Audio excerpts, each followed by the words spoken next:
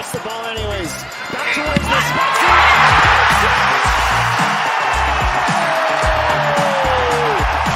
He bounces on the loose ball. Valor in cruise control on IG Field.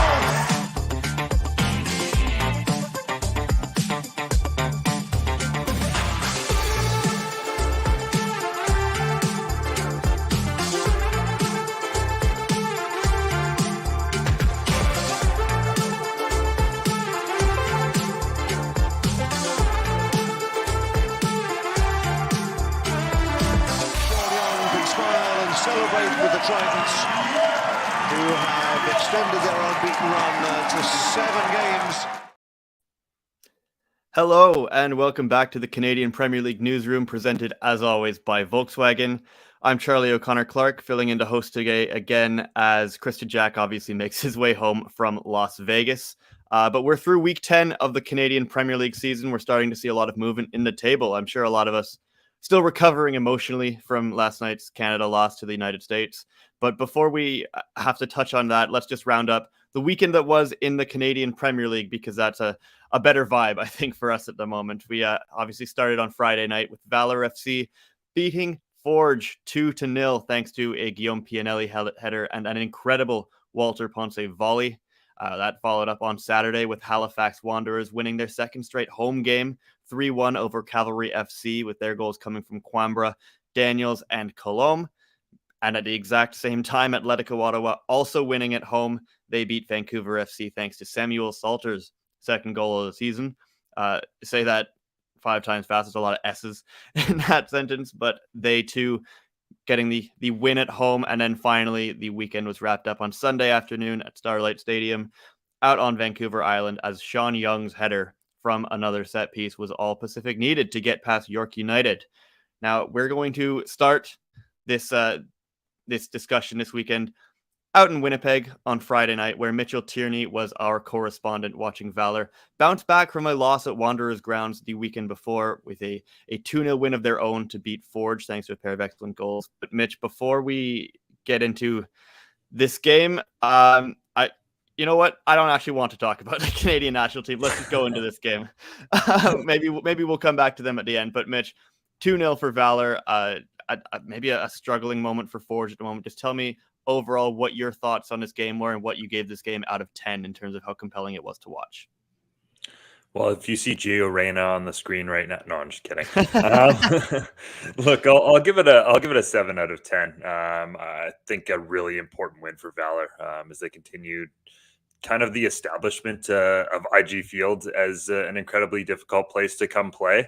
Now they're 12 unbeaten at home, and obviously that was something that was a theme last season, but to continue that into this season was very important for this side. But a big goal for them, obviously, was, coming into this, they had 4 draws at home. So picking up a win was incredibly important. So, turning that 1 point into 3 and how much of a difference that's going to make for them over the course of the year in the table, if they can continually do that, is big. So, yeah, I mean, look, Valor, it was a little bit... they scored on both of their shots on net in this game, and Forge, who I'm sure we'll talk about, had plenty of shots of their own and weren't able to capitalize. But at the end of the day, there was a lot to like about what Valor did in this match, both tactically and just the way they approached this game.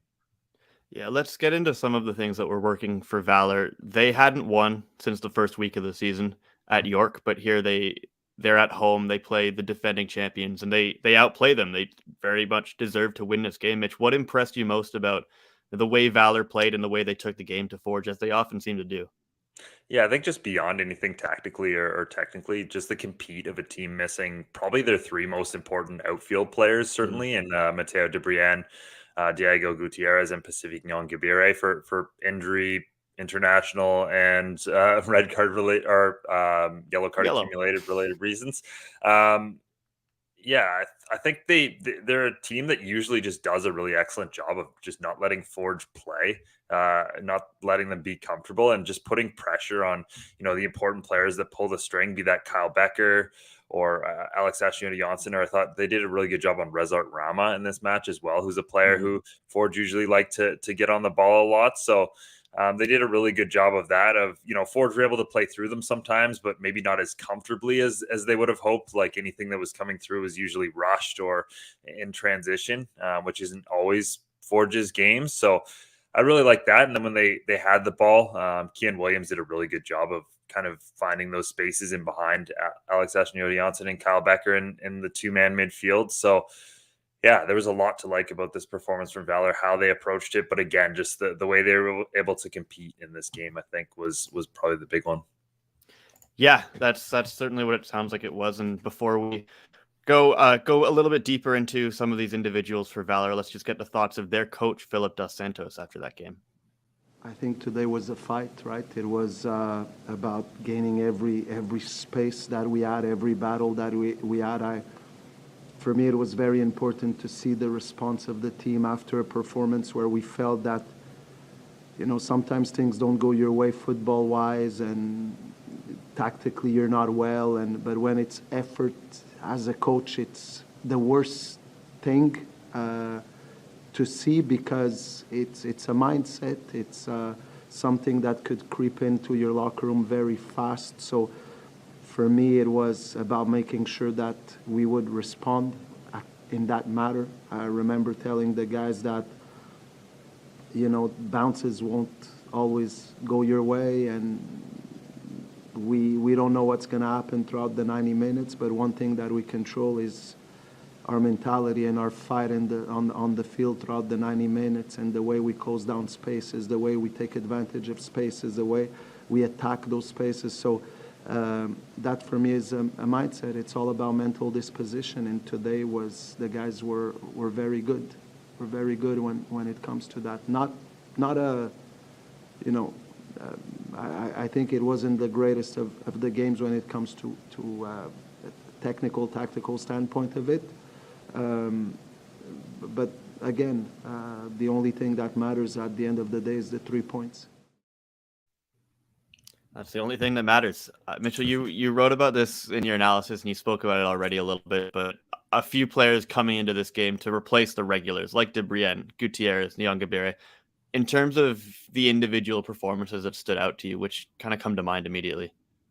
Yeah, the thing that I liked was, they weren't replacement level. They were some of the best performers on the team, and that's what you hope for when guys are out and you give other guys opportunities, is that they take them. So I think first and foremost, Walter Ponce, his goal was incredibly well taken. But also, again, we talked about how Valor did a fantastic job of keeping Rezart Rama out of the game. I think that was largely down to Walter Ponce just, constantly badgering Rama. And I think he got him into an early yellow card, so Rama wasn't able to play quite as aggressively in this match. So I thought he was excellent at that, and a great performance from him, just kind of, holding his own there on the left wing. And then on the opposite flank, Yared Aloha, a young player and a young attacker.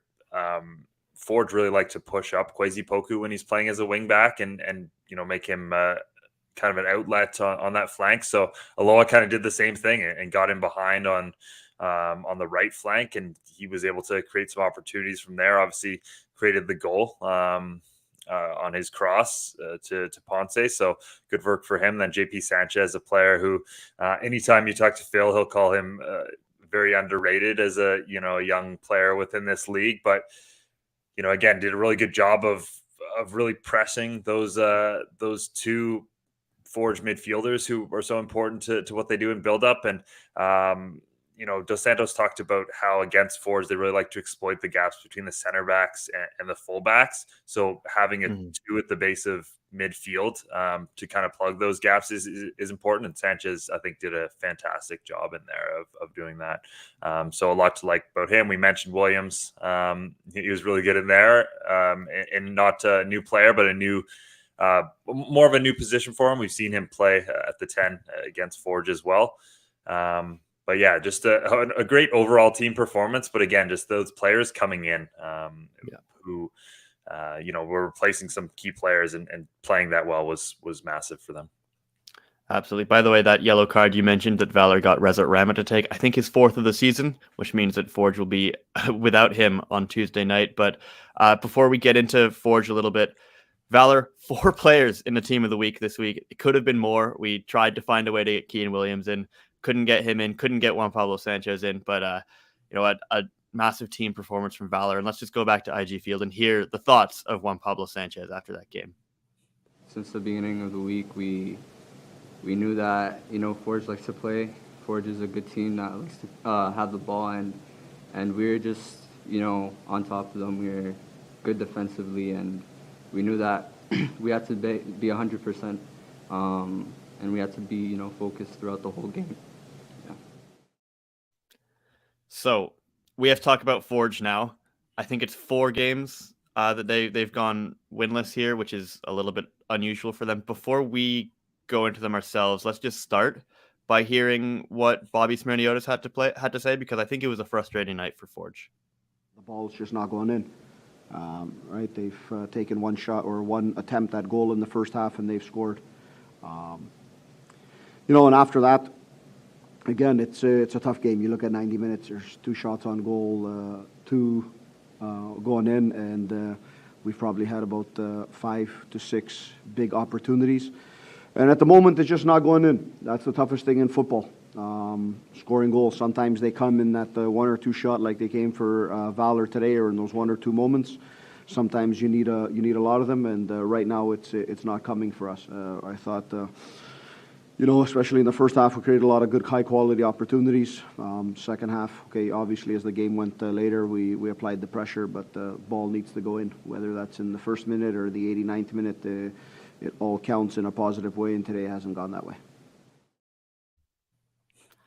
Forge had 19 shots in this game and no goals. They have their last 5 visits to Winnipeg to play Valor. They've lost all of them, including those 2 in a row last year.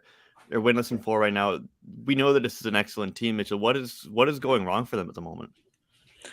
Well, I think it's another classic Bobby Maniotis that goals change games, and they just can't seem to score them right now. Before Valor scored their on their first shot attempt of the match in the 39th minute, Forge had 7 shot attempts, and a lot of them were from really good positions.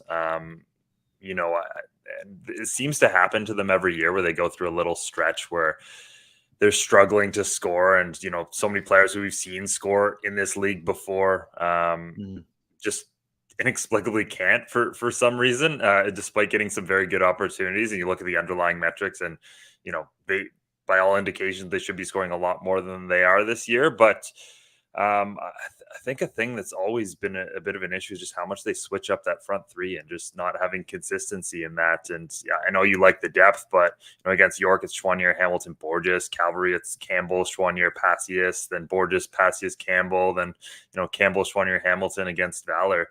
Not one time where they go with the same 3 players back to back. And for attacking players, I think it's important to give them that consistency of run out to be able to learn each other's patterns and play together, even if they've been, together for so many years. It's just that consistency is important. So yeah, I think that's maybe the next step here is just to pick some players and give them a bit of a run and see how that works. But if they can't score, then they're going to open themselves up to games like this again, where other teams are going to take their chances and be less maybe afraid to take risks the other way on Forge and open themselves up. And yeah, that's obviously going to be lethal.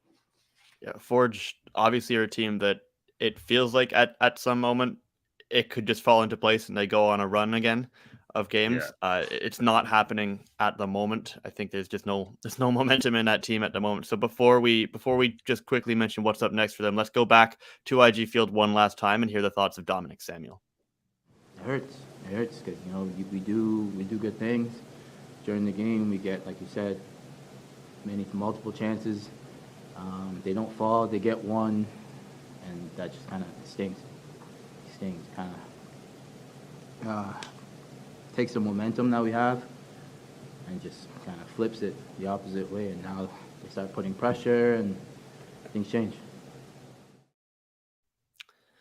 Momentum. Mitchell, 30 seconds or less. Both of these teams play midweek. What is coming up for Valor and Forge? Yeah, I mean, it doesn't get any easier for Valor. They're headed to Starlight Stadium to take on Pacific, who obviously are, on form and in points, the best team in the league right now. So, I mean, if they wanted to make a statement about, where they are as a club, this would be a big opportunity, but a very difficult task, coming so shortly after a big game at home against Forge. And Forge, might be just what the doctor ordered to head to Langley Event Center and take on Vancouver FC, who are shipping a heck of a lot of goals out there when they play them on Tuesday. But this whole disappointing run kind of started with a 0-0 draw against, Vancouver at home. So there's an opportunity for this to get worse as well if they can't pick up, 3 points and a few goals out there in Langley. Yeah, a really big game, that one, on Tuesday for both teams. Okay, Mitchell, before we let you go, we are going to have to talk very briefly about last night's Canadian national team game. 2-0 to the United States, a really disappointing performance in a final. We won't go too deep into it because it'll just depress us, but your overall reaction when you came out of watching that game last night. Yeah, I think the underlying thing is maybe at the end of the day how much of a missed opportunity this was for this group, to really kind of have their moment. This is a Canadian generation that knows at the end of the day they're going to be defined by trophies. And they've talked so much about the importance of lifting one of those, about the opportunity to send Atiba Hutchinson out as a winner. And maybe after the disappointing results in Qatar, the chance that this was to have that kind of a magical moment at the end of that cycle. But, you almost wonder if they're going to ever have a better opportunity than this against the U.S. men's national team side with an interim coach who were missing so many key players, after an mostly exhausting match against Mexico, who now only feel like they're going to get better from here as such a young group with so many players playing in good places. There'll be a lot of talk kind of coming up about the manner in which they missed this opportunity, which I think certainly is disappointing as well. But at the end of the day, I think it's just that they missed it, just that they weren't able to do something that really would have been special for the sport in this country, and could have taken it forward a great ways. Yeah, a missed opportunity, I think, is the best way of putting it. Just a game where Canada were second best to admittedly a U.S. team that is playing quite well at the moment and full of confidence. But I promised that we would try and keep the vibes high on this show today, so we're going to go right back into the CPL, which is, I think, a little bit more fun for us to talk about at the moment. If you want more Canada coverage, there's obviously plenty of that, especially at One Soccer. So I encourage you to check that out. But anyway, Mitchell, thank you so much for your insight and analysis, and we will speak to you again soon. Thanks for having me on. Thanks, Mitchell. And we will now head over to the East Coast, where we had Alexander Gange-Ruzik watching Halifax Wanderers and Cavalry FC. AGR, I know that you just got off a different stream with One Soccer talking about Canada, so I'm not going to make you do that here. We're going to stick to the kitchen party in Halifax as the Wanderers win a second straight home game, beating Cavalry 3-1. AGR, overall out of 10, what did you think of this game in terms of how compelling it was, and what were your basic thoughts? Yeah, I mean, this was a fun one in Halifax. Obviously, a bit of a special Saturday doubleheader, so a lot of us got to enjoy this one on YouTube, which was a fun little experience. And certainly the game delivered for that, especially from the first 10 minutes. A couple of goals. It did slow down after before the Wanderers pulled away in the end. So I'd say a 7. I think it was a compelling matchup. This was two teams that needed a win. Obviously, Halifax just got their first. Cavalry had just won as well, their second game. So many draws between them. You're wondering, is it going to be another draw like the first time they met in that entertaining 2-2 draw? And in the end, that the Wanderers were able to stay hot, get that second straight win. All of a sudden, they're climbing up the table, looking good. And for the Wanderers, it was just a surprise to see how professional of a performance it was. It felt like so many times in early games this year, they their little mistakes, little moments that they just, looked naive in almost. And in this game, there was none of that. Whereas for Cavalry, on the flip side, it was surprising for them that they were just not ruthless enough. Because if there's one thing we've said about Cavalry over the years, it's that they're ruthless. But ultimately, that was why this game was such a fascinating one in terms of storylines. Yeah, it certainly was. And we are going to have to talk about Cavalry in a little bit. But let's stick with Halifax just to start. A game that was tied at 1 until just around the hour mark, and then, as you mentioned, Alex, Halifax kind of pulled away in the last half hour. So what impressed you about the way they kind of took this game to Calgary? Yeah, I think it was most impressive that they showed that professionalism. I think they're showing that they're learning because, like we mentioned, how many times have you seen Halifax come flying out the gates and play a great 45 against Forge, for example, or have all these great starts and they kind of fade away. And this was one of those where they had the fun start. It was back and forth. They're in the game, but then Cavalry took over the game. But instead of maybe falling and succumbing to that pressure and allowing a cheap goal, like Halifax looked fine with it. They rolled up their sleeves. They were getting stuck in defensively. Yeah, maybe they were fortunate Cavalry's finishing was a bit off and that Jan Fillion had to make a big save or two. But look, that happens. There are moments in the game where you're going to be behind. You're going to be under the cosh a bit. You're going to have to take that pressure. And Halifax had zero issues with that. And I think that's the sign of this maturity in this young group, especially like this is no Andre Ampersad again. Like this is Mo Omar leading the side, another strong performance in midfield. Him and Lorenzo Caligari holding things down. That young backline, Dan Nimick, Christian Campagna, Kale Lockery, were also having to play a big role, and they held on. And what did that do? It gave a platform for one of their creative players to step up. And right now it's a guy like Aiden Daniels, who feels like we're somehow not talking about enough given how good his performances have been. And now back-to-back weeks where he's just had huge clutch moments for Halifax. And that's what won them the game. And I don't think if this was week 2 and they had this sort of performance, Cavalry wins 3-1, you're sitting there like, ooh, what's wrong with this Halifax team where they've shown that they've learned from week 1, 2, and all those lessons.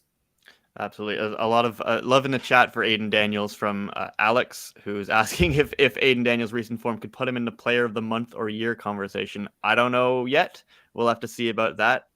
But certainly a player who's really stepped up for Halifax. But let's go back to the Wanderers grounds quickly and just hear Patrice Geyser's words after that game, because I'm sure he was very happy with the result. Football is a game that has its up and downs. When we had our downs and they had the run of play, we stayed with the match. I mean, we only gave up a goal off a PK, and the same against them last time. I think that's the second time we've beaten Calgary at home, so it's phenomenal. So I have to see the positives. There's some things we could have managed a little bit better, but they took the game. But I do think the goal against the run of play killed them.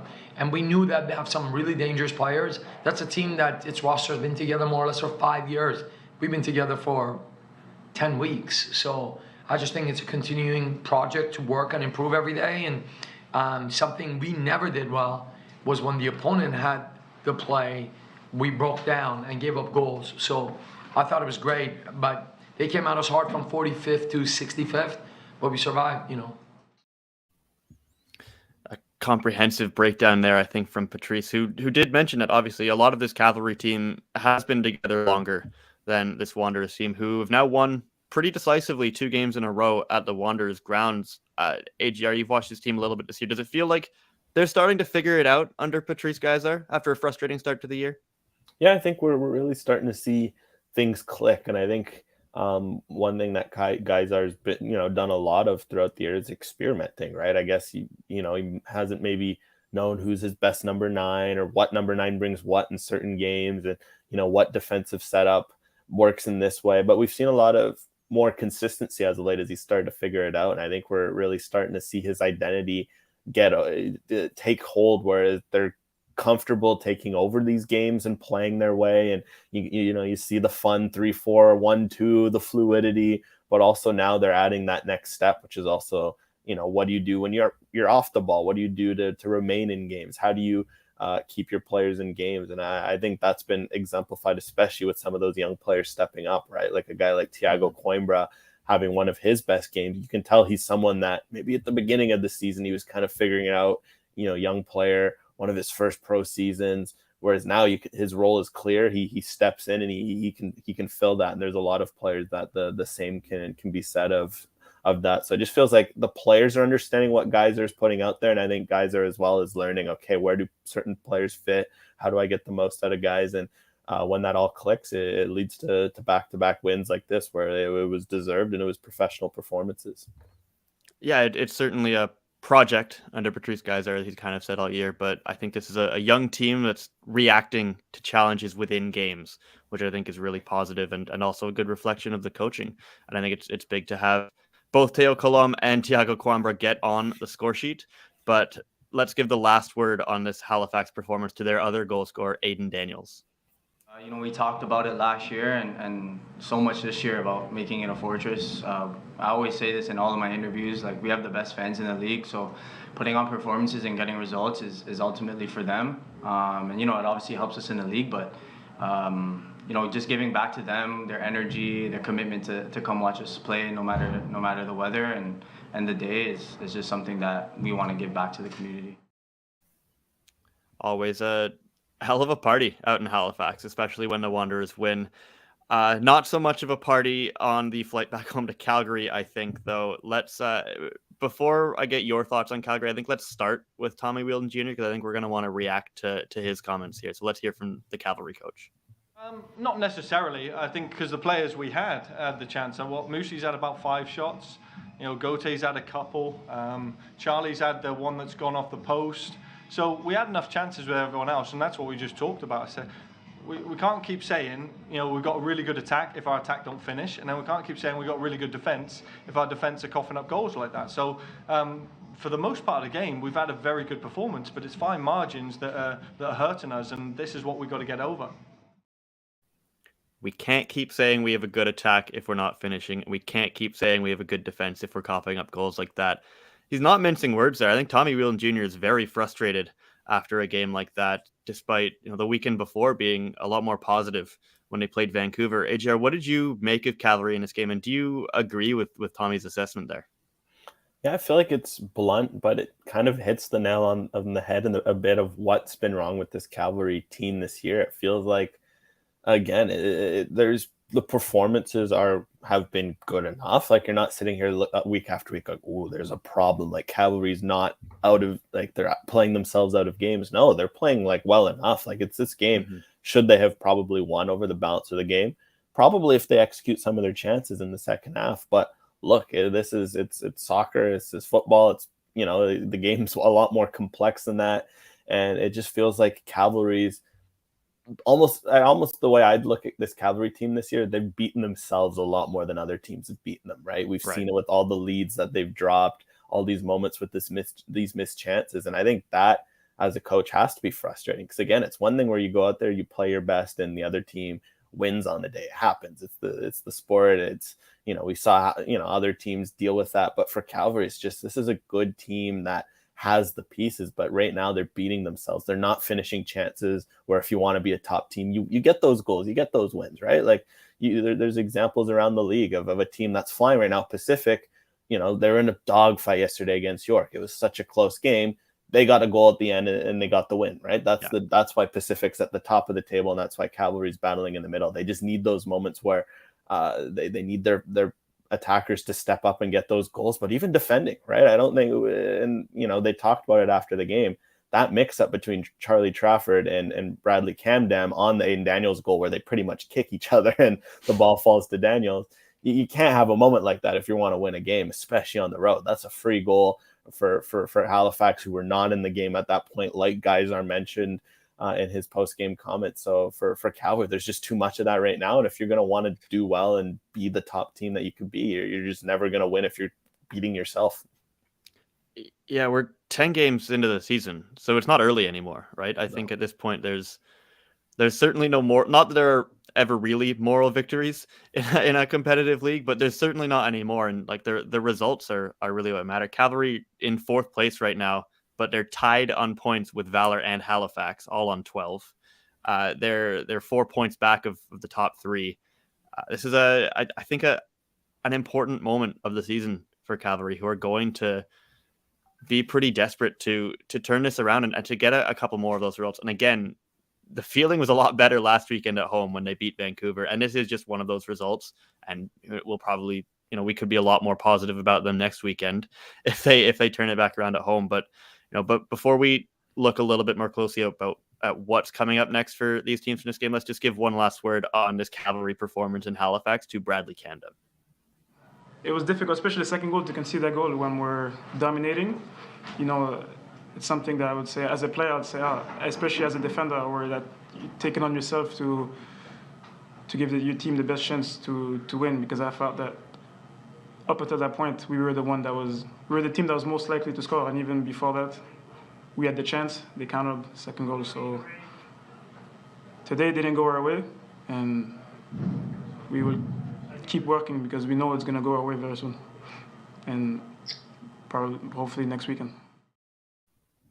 Hopefully next weekend, he says. So AGR, very quickly, Halifax looking to build on this momentum, Cavalry looking to get back on the horse. What is next for both of these teams? Yeah, as a wise person said, all roads lead through York, right? Well, at least at the moment. For both of these teams, that's the case. It kind of threw me off when I was writing what's next. But for Halifax, they go on the road, somewhere where they'll want to step up and get a win. They've got a couple wins at home now. Okay, can you go do it on the road? And York Lions Stadium for a midweek clash, short turnaround, but York as well coming off an even shorter turnaround. Be an interesting game because obviously York in great form, and they just went toe-to-toe with Pacific. So that's what's up for the Wanderers. And then for Cavalry, they also play York next, except they get the luxury of going home to Calgary, to Spruce Meadows, and they'll play York next week. So, a bit of a chance for both of these teams to test themselves against one of the best sides as of late, and a team that's still second, and should be a good test for both of them, especially Halifax on the road. Yeah, and that's a York United team that beat Halifax 3-0 in their own building last time they met. So I'm sure there's a lot of motivation in that game. But as always, AGR, thank you so much for your analysis. Everybody can read him, campl.ca, One Soccer, wherever else we may find you at the moment. AGR, thank you so much, and we'll talk to you again next week. Awesome. It was a pleasure, Charlie, as always. Absolutely. Quick reminder that the CPL Predictor is back, brought to you by our friends at TonyBet, campl.ca/predictor. You choose the correct scores, you could win $20,000, tickets to games. It's all there on the website. I'd encourage you to go check it out.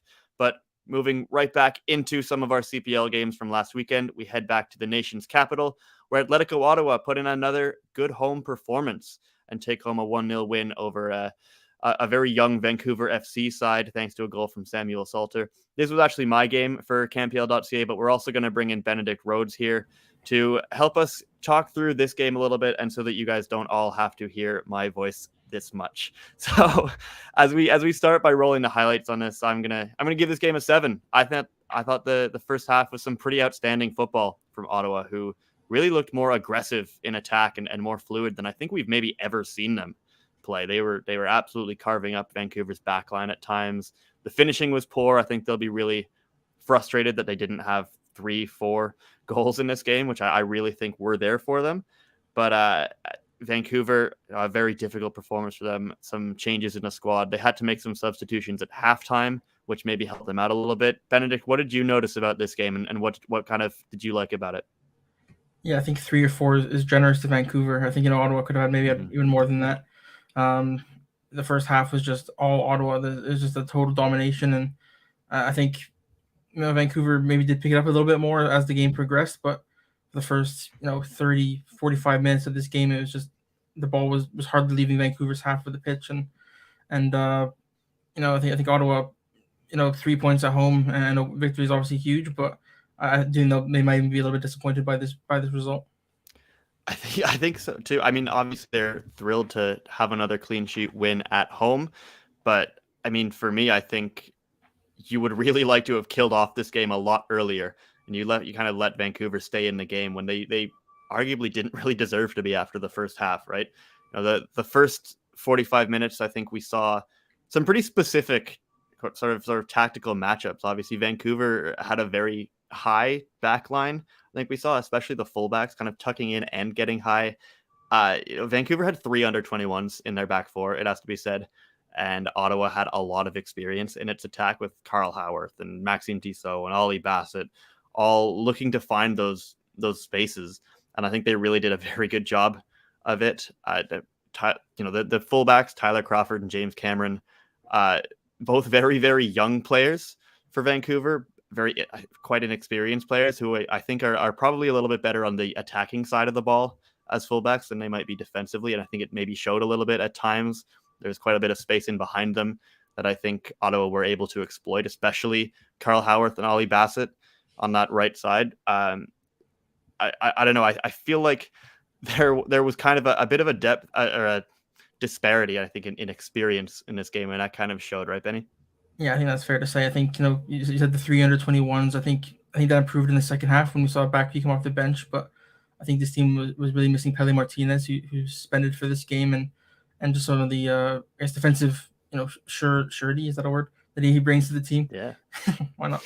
I think like you said, they're better, I think, on the attacking side of the ball, so they just need a bit more of that experience, shut down defenders behind them. I think that can kind of balance things out. But like you said, I think Vancouver stayed in this game. They weren't totally blown out, but that wasn't really because of the way they played. Yeah, I think so. So let's just, before we get a little bit deeper on some of the Ottawa individuals, let's just go to TD Place and let's hear the thoughts of Carlos Gonzalez and maybe what was the difference maker for them in this game. Mainly the spaces that they left. I felt that in the first half they were leaving big spaces. They had a defensive line very high, and these triangles outside worked well. How to break, how to support each other, how to have this chemistry and synergies within the flank players. Probably in the second half they dropped a little bit more in the defense. There weren't that many spaces, and this maybe make us that was a little bit more difficult to get into the back of their line. So as I said before, teams change in one half and the other half because they tweak things, they make substitutions, and the games usually have different type of games inside the 90 minutes. There are different types of games within the 90 minutes, and that was certainly true of this game. But a few individual performances, I think, quickly to mention. Carl Howarth is the man of the match for me from Ottawa, the captain, getting his first start of the year, and I think you could see just what he brings to this team in that kind of right wing back role. Sometimes a little bit higher up the pitch. He was outstanding, and his connection with Ollie Bassett, I think, in this game was phenomenal. So both of those players, again, in the Gatorade Team of the Week. We have to shout out Samuel Salter, I think, who really stepped up in this game, where Malcolm Shaw on international duty with Trinidad and Tobago. Congratulations to him, by the way. But this was a big opportunity for Salter to step up after what's kind of been a bit of a disappointing start to the season so far, I think you'd say. But he gets his goal, and that's really, as a striker, that's really the thing that can launch a new spate of confidence, right? So I think he was very impressive to me. Benny, was there anybody else in this game, even on either side of the ball, that sort of stood out to you as impressive? Yeah, I'll give a shout to Callum Irving as well. I thought, if you saw the highlights watching on YouTube, he made some big saves. There's one opportunity where there was 2 or 3 saves in a couple seconds. So I'll give a shout to him as well. I thought he was excellent in this game, and as he has been for a lot of the season. Yeah, that's fair, I think, as well. I also thought Noah Verhoeven was very good for Ottawa, and were it not for the aforementioned Callum Irving, he might have had a screamer in the first half, which I think you guys saw in the highlights earlier. Again, let's just go back to TD Place quickly, though, and let's just get the thoughts of Samuel Salter, who I'm sure was feeling a lot more confident after getting that ball in the net this game. I've been adapting well thus far, and happy that it shows in my performances in my performance today. And it takes time. It's different for every player, but I'm happy that it's going well right now, and we just have to keep going. Absolutely, to keep going. Let's go to Vancouver now and talk about this team and this performance. I think it was a very frustrating one from this team, who really felt like Fshin Gopi, I think, was very frustrated by the first half performance. We'll hear specifically what he hated about it in a second, but that something's not going right when you make a triple substitution at halftime. And in this game, he brings off Nicky Jima, he brings off Nima Mozenizade, and he brings off who was the other one? Minje Kwak. He comes off at halftime as well, in places of Mael Henry, Ibrahim Bakari, and TJ Tahid, all of whom either 21 or younger. Tahid 16, and he puts Ibrahim Bakari in central midfield, which is I think another position that he is, I suppose, is capable of playing for this club. And they did improve. Vancouver were a lot better in the second half. They were able to find some space out wide. Again, the score at this point is they're chasing the game, but I think they were a lot better. So let's just hear Fshin Gopi and maybe what he thought of this performance. I think, first of all, I have to say you have one of the most beautiful cities I've seen in a long time, and it's the first time I've been here, and I was so impressed with the architecture, history, and just such a beautiful downtown. The stadium also has a very, I think, a massive feeling, and the atmosphere in the stadium was was, I think, very colorful, especially the fans of Ottawa seem to be so supportive of their team, making it much easier for them. I think the first 30 minutes, it was, to be honest, no show. We looked completely out of the game. But we grew into the game, and I think the last 60 minutes of the game, I'm happy and pleased with the performance. Obviously, we never like to lose, but I'm really proud of a lot of the young players, their first professional games that they played. The average age of the game was under 23 at the start of the game, and I think that's what this league is about, is trying to develop young players, as many local and Canadian players as possible, to help them become professionals. And these experiences are invaluable to their future. I think, as I've shared before in my past interviews, Ottawa has a great team. They have so much quality in so many different positions, and we have to agree Ollie's one of the best players in the league, and he makes everything happen for them. We came into this game a little bit handicapped with suspensions and injuries, so sometimes these challenges actually in the long term are valuable for the younger players to get the experience, so I'm happy about that. Obviously very unhappy about the loss. So Fshin, Gopi, very complimentary of the city of Ottawa, of the very young players in his lineup, several of whom, as you mentioned, making their first professional start for this club. That's Anthony White and James Cameron. And very complimentary of Ollie Bassett. Not so much of his team's performance in the first 30 minutes. Very honest for him to say that it was a no-show, and I think he's right, to be fair. But certainly a little bit better towards the end for Vancouver, right? Benny, did you see them kind of maybe grow into the game after they made those changes at the end, and maybe find a little bit of a way to stop the bleeding? Yeah, I think it's interesting that, we mentioned the young players in the first half who maybe weren't at their best, and then you see some of the young players who come on who were at their best. TJ Tauheed is continuing to be a fantastic player in this league, and some of the older players or marquee players, as they like to say in Vancouver, like Sandoval, for example. Just some of these guys have been called out midweek by Fshin Gopi for not being good enough this season, and I think it's a big statement that when you bring on Bakary in midfield and Tauheed up front, and some of these players, and they come in and stop the bleeding and put in a good performance. I think that's a big statement from those players, and I'll be interested to see what Gopi does in the next game as well. Absolutely. And one thing Fshin said several times this year is they need more players to be goal dangerous, right? It can't just be Sean Hundal scoring goals for them. It's as great as it is for Sean individually, you need more than one player scoring, 5 of their 8 goals, I think, in league play this year. Before we move on from Vancouver, let's just go back one more time to TD Place and hear the thoughts of one of those young starters in his first professional start, James Cameron, who I believe, obviously was frustrated with the result there, but, was complimentary of his team's cohesion as a whole and their ability to get back on the horse next weekend. And I'm sure he will be hoping that their hearts can go on. So let's hear from James Cameron. Like I said a little earlier, we see it in training. We've seen it in some games. I think we really do have the quality to be a great team. And, I think we just have to stay focused, keep working, keep our heads down. Of course, we have a lot to improve on, but I don't think anyone has lost hope or lost motivation in our team yet. I'm really sorry for the pun, by the way. I had to do that. Anyway, it's a very tight turnaround for Vancouver, though. Like, they play in Ottawa on Saturday. They have to go all the way back home to Langley to play at home against Forge on Tuesday.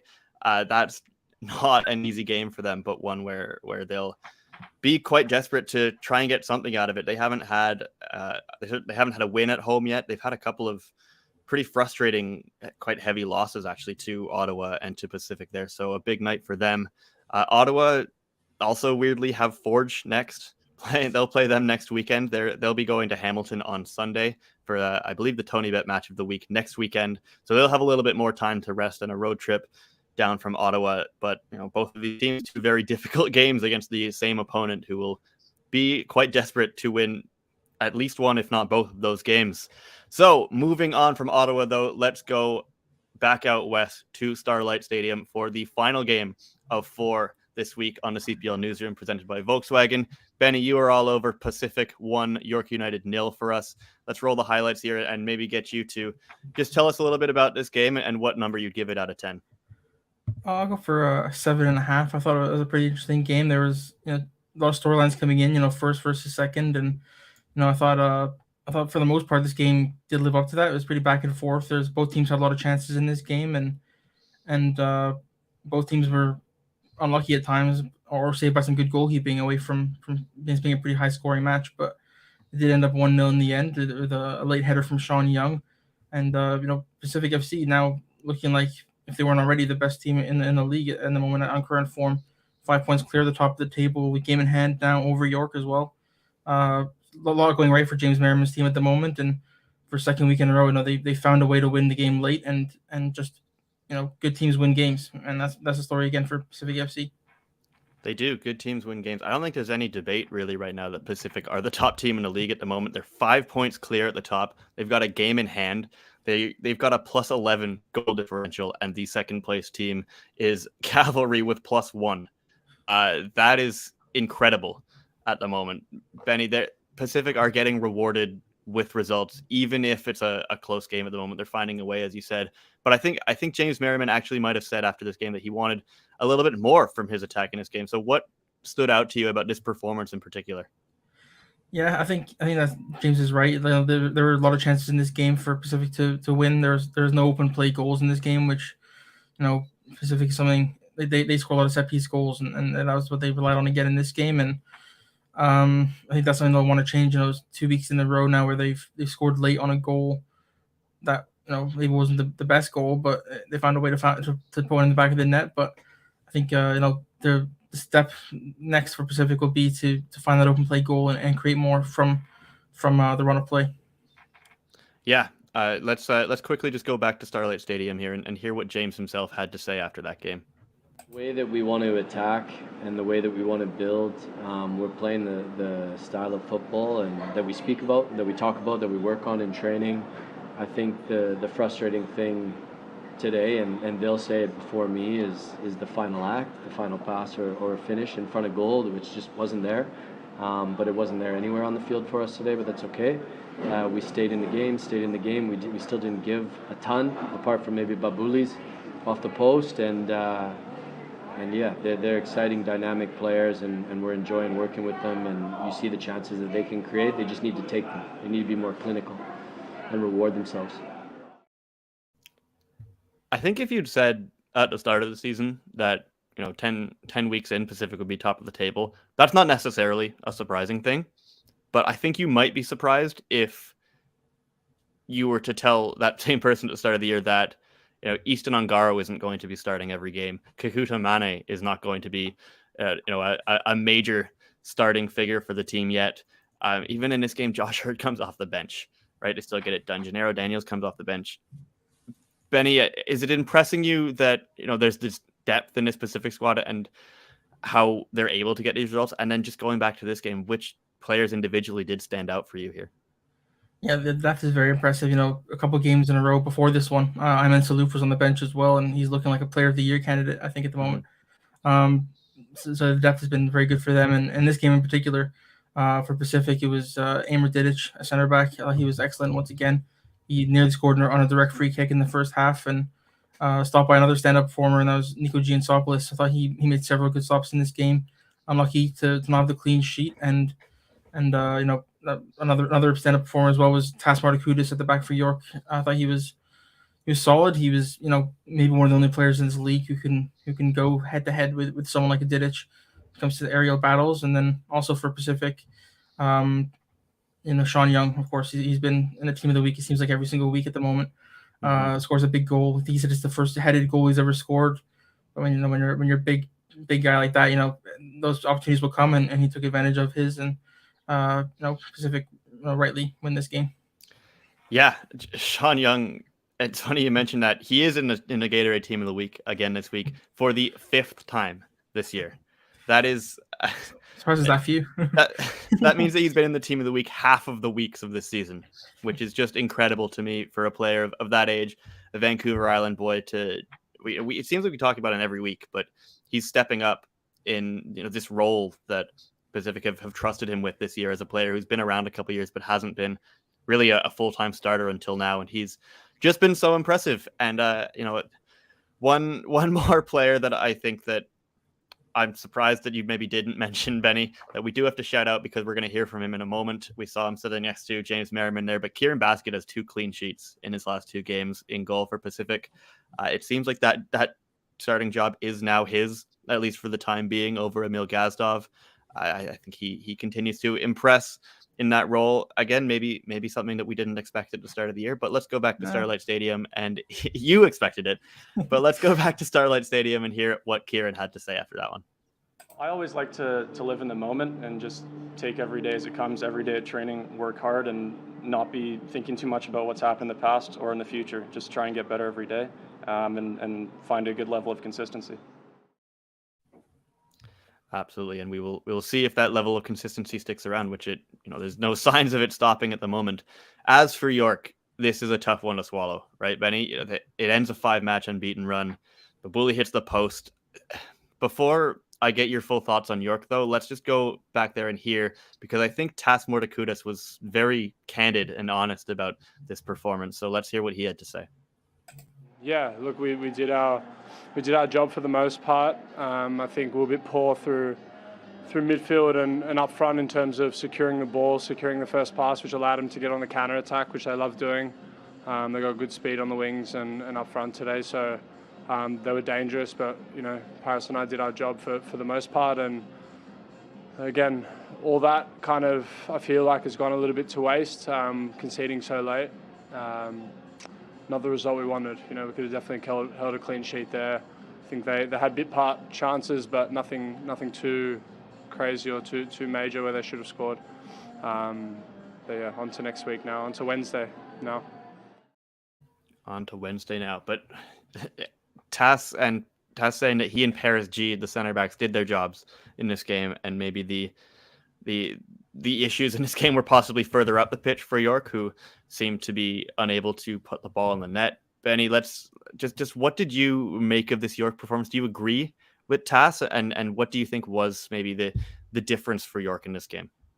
Yeah, Tas brutally honest, but I do agree with him. I think like you said, there are issues up the pitch that were the reason they didn't win this game more than the defense was. Like looking at the attack, Mobabuli hits the post. Jeremy Gagnon-Lapierre sends a shot wide in the first half as well.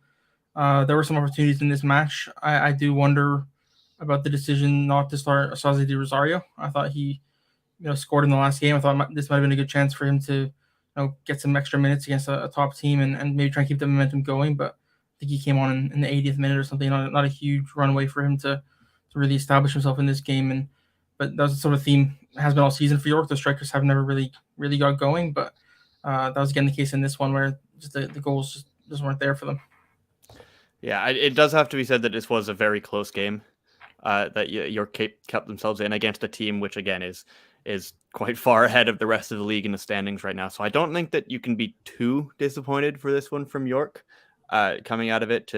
Although you will maybe be annoyed that you've been to Starlight Stadium twice now and you've lost both games in fairly short succession, actually, I think, because that last 4-1 loss there was kind of what started this run of good form for York.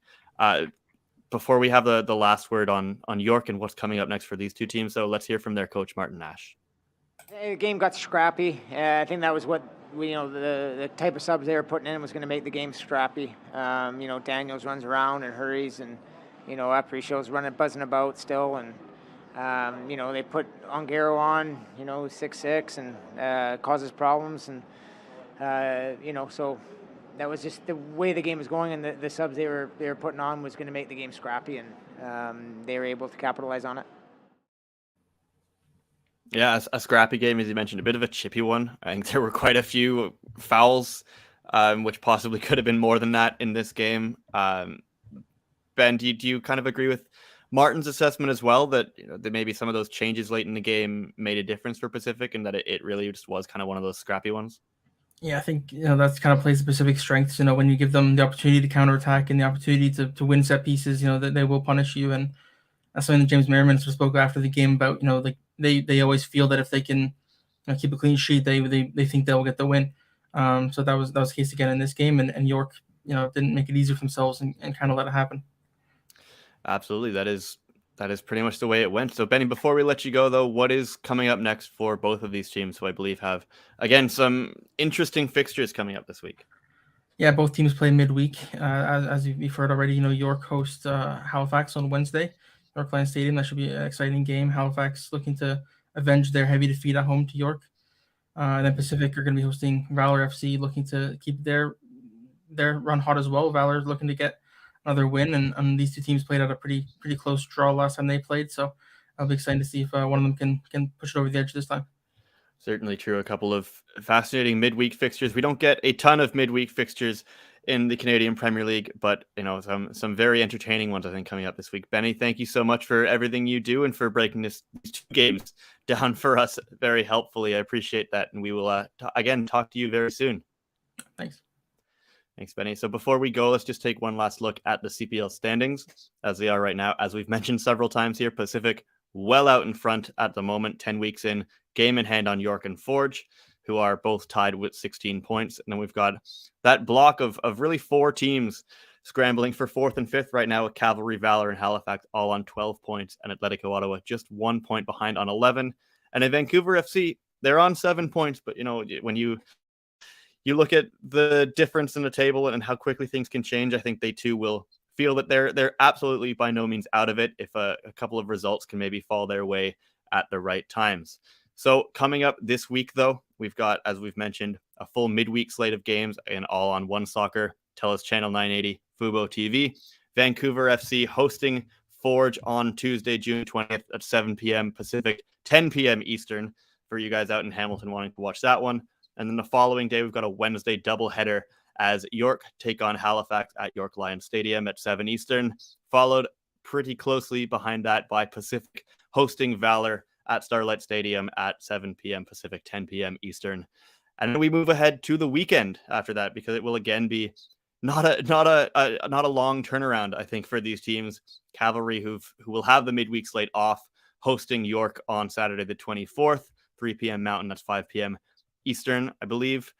Valor on Sunday opening us up with their first meeting with Vancouver at IG Field as the expansion side head to Winnipeg for the first time. That game's at 2 p.m. Central, 3 p.m. Eastern. I believe that's noon Pacific time for anybody in Vancouver watching that game. And then the weekend will wrap up with our Tony Bet match of the week on Sunday the 25th as Forge and Atletico Ottawa square off in a fixture that's always fascinating. That one, 6 p.m. Eastern Standard Time at Tim Hortons Field in Hamilton.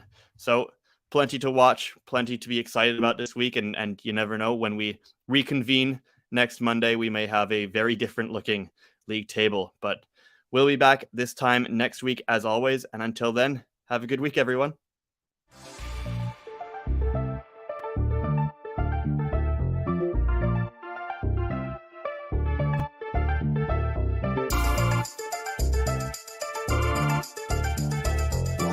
Gets the ball anyways. Back towards the Spencer. He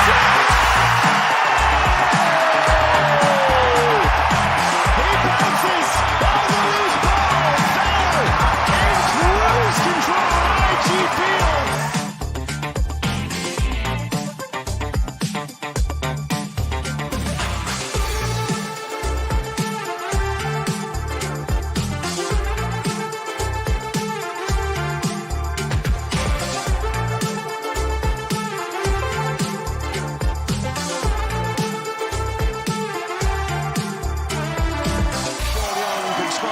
Celebrate with the Tridents, who have extended their unbeaten run to 7 games.